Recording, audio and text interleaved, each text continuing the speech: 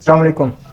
دنیا میں اگر آپ کو کوئی کامیاب انسان ملے گا، کوئی کسی بزنس مین کی صورت میں یا کسی ٹیچر کی صورت میں،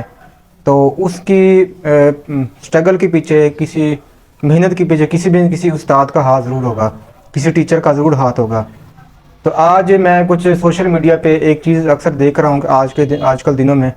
کہ لوگ، کچھ استاد، کچھ جو سرکاری اسکول کے جو ٹیچرز ہیں، وہ اپنے سڑکوں پہ آ کر احتجاج کر رہے ہیں۔ ان کے مطالبات کیا ہیں اس کے بارے میں مجھے اتنا زیادہ نہیں پتہ، لیکن میں اس کے اندر کچھ ایسے مناظر دیکھے ہیں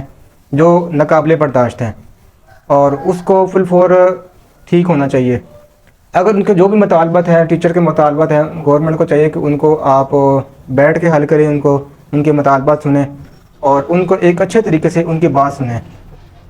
اگر آپ ان اچھے طریقے سے بات نہیں سنیں گے تو آپ ایک معاشرے کے اندر ایک نیگیٹو آپ امیج کریٹ کریں گے آپ۔ تو ایک بات مجھے یاد آتی ہے کہ ہمارے جو ایک بڑے مصنف گزرے ہیں، اشفاق احمد صاحب، اپنی کتاب میں لکھتے ہیں کہ میں ایک بار جرمنی گیا تو وہاں پہ مجھے اپنے ایک ڈرائیونگ گاڑی چلا رہا تھا، تو وہاں پہ مجھے ایک گاڑی کا ڈرائیونگ کا چلان مجھے ہو گیا۔ تو پولیس والوں نے مجھے اریسٹ کر کے عدالت میں پیش کیا۔ تو جیسے ہی میں عدالت میں پیش ہوا تو وہاں کے عدالت کو جو جج صاحب تھے، انہوں نے مجھ سے پوچھا کہ آپ کون ہیں اور کہاں سے آئے ہیں؟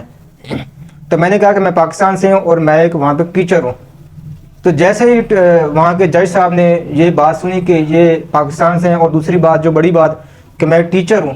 جب ٹیچر کا لفظ سنا تو وہ فوراً کھڑا ہو گیا۔ اس نے اپنے جو پولیس والے تھے ان کی سرزنش کی، ان کو برا بھلا کہا کہ آپ نے ایک ٹیچر کو ہتھ کڑی لگا کے کیسے آپ عدالت میں پیش کیا، آپ اس چیز کا بھی خیال نہیں رکھا۔ تو اشفاق احمد صاحب کہتے ہیں کہ میں یہ بات سن کے اتنا متاثر ہوا کہ مجھے اس وقت اس بات کا جواب مل گیا کہ اس وقت جرمنی کی جو ترقی کا راز کا جواب مجھے اس وقت مل گیا کہ جرمنی اس وقت ترقی کی منازل کس طرح طے کی ہے۔ تو کہنے کا مقصد یہ ہے کہ کوئی بھی آپ کسی بھی فیلڈ میں چلے جائیں، اگر آپ کو جج ہے، کوئی وکیل ہے، اپنے کوئی عہدے پہ بیٹھا ہوا ہے، تو اس کی جو محنت کا، اس کے یہاں تک پہنچنے کا ایک سٹرگل کے پیچھے اس کے اساتذہ کا ہاتھ ہے۔ تو ہمیں چاہیے کہ جو بھی ہمارے اس وقت ملک کے اندر اساتذہ اپنے احتجاج کر رہے ہیں، ان سے بیٹھ کے ان کے مطالبات سنے جائیں، ان کے جائز مطالبات پورے کیے جائیں، اور ان کو ایک اچھے طریقے سے ان کی بات سنی جائے، تاکہ اور ان کی عزت اور احترام کو ملوز خاطر رکھا جائے۔ شکریہ۔